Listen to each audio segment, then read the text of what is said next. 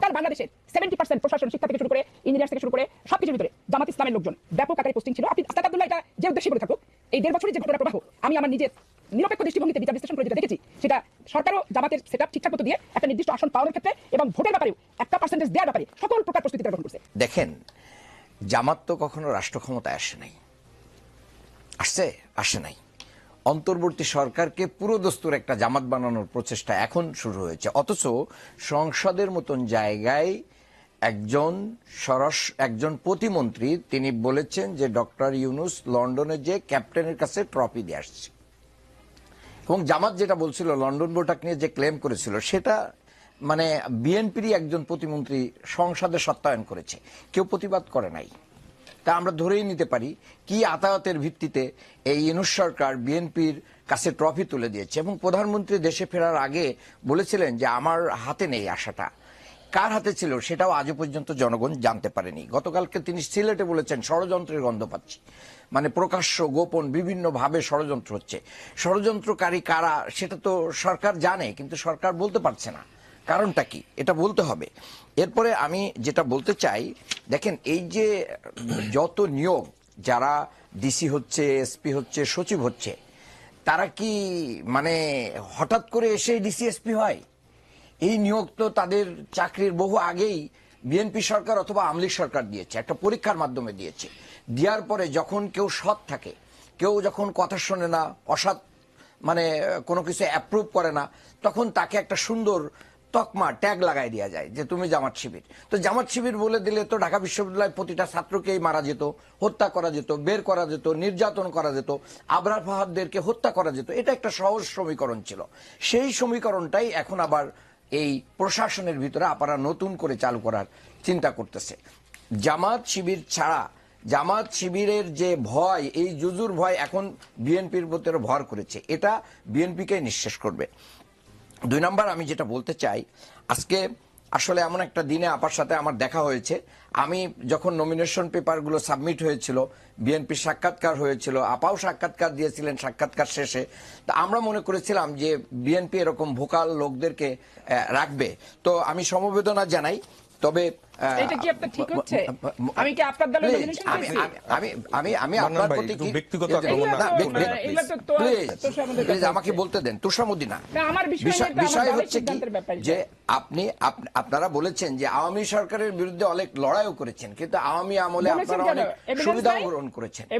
আমি বলছি সুবিধাও গ্রহণ করেছেন। তখন এমপি হয়েছেন বিনা ভোটের, আমির নির্বাচনে এমপি হয়ে আপনারা কি সুবিধা গ্রহণ করেছেন?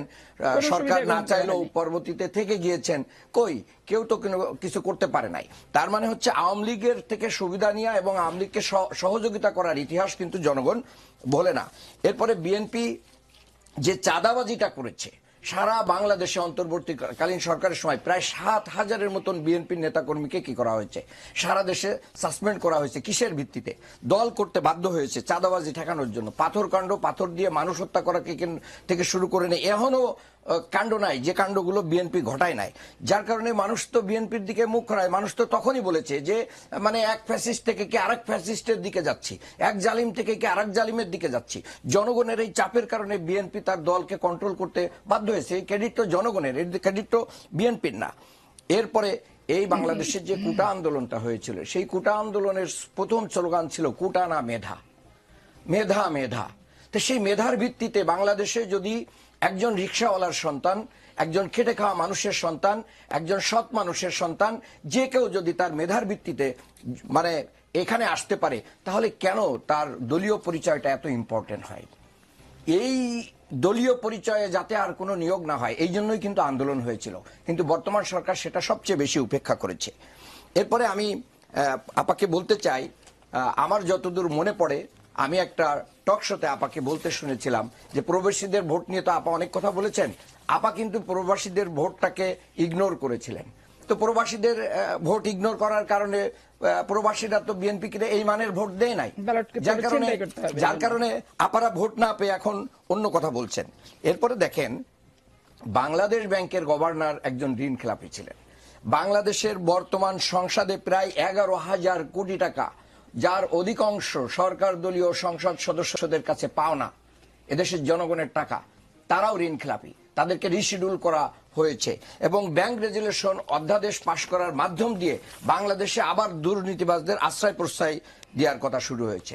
আপনি বলেছেন যে বিভিন্ন জায়গায় নিয়োগ, অন্তর্বর্তীকালীন সরকারের সময় নিয়োগ দিয়ে একজন ভাইস চ্যান্সেলর তিনি বিএনপির সরাসরি প্রোগ্রামে উপস্থিত হয়েছেন, জাহাঙ্গীরনগর বিশ্ববিদ্যালয়ের একজন ভাইস চ্যান্সেলর। তো তার ব্যাপারে তো ওনারা কিছু বলে না। কুয়েটের ভাইস চ্যান্সেলর যিনি ছাত্রদের দ্বারা বিতাড়িত হয়েছিলেন, এসেই আবার তাকে পুনর্বাসন করা হয়েছে সেখানে। তার মানে দলীয় যে জায়গাটা, এটা কিন্তু ভুলতে পারতেছে না। আপনি উন্মুক্ত বিশ্ববিদ্যালয়, জাতীয় বিশ্ববিদ্যালয় চেঞ্জ করছেন না কেন? ওটা নিজের দলের ছিল বলে। এই লুৎফুচ্ছার কাদের তারপরে জাতীয় বিশ্ববিদ্যালয় কাদের এগুলো বলেন না কেন? নিজের দলের যেগুলো থাকে সেগুলো। বাংলাদেশের অধিকাংশ বিশ্ববিদ্যালয় তখন নিয়োগ দিয়েছেন এবং ওই সময়ের যিনি শিক্ষা উপদেষ্টা ছিলেন তিনি একবারে ডাইরেক্ট ওপেন মিডিয়াতে বলেছেন যে আমি কিছুটা হলেও এখানে বিএনপি ফেভার করেছি ভিসি নিয়োগের ক্ষেত্রে।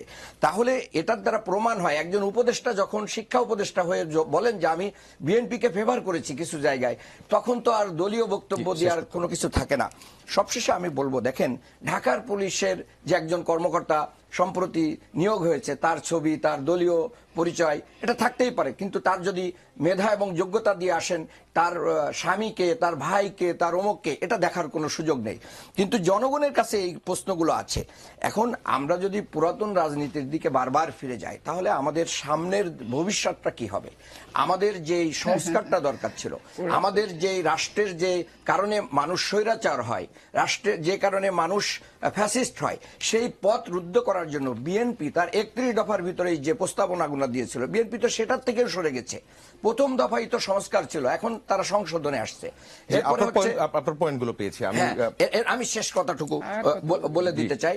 দেখেন যে দ্বিকক্ষ বিশিষ্ট যে সংসদ বিএনপি নিজেরই প্রস্তাবনা, এই গণভোট কিন্তু বিএনপির সালাউদ্দিন সাহেবই প্রথম প্রস্তাব দিয়েছিলেন, গণভোটের মাধ্যম দিয়ে এটাকে এস্টাবলিশ করতে হবে।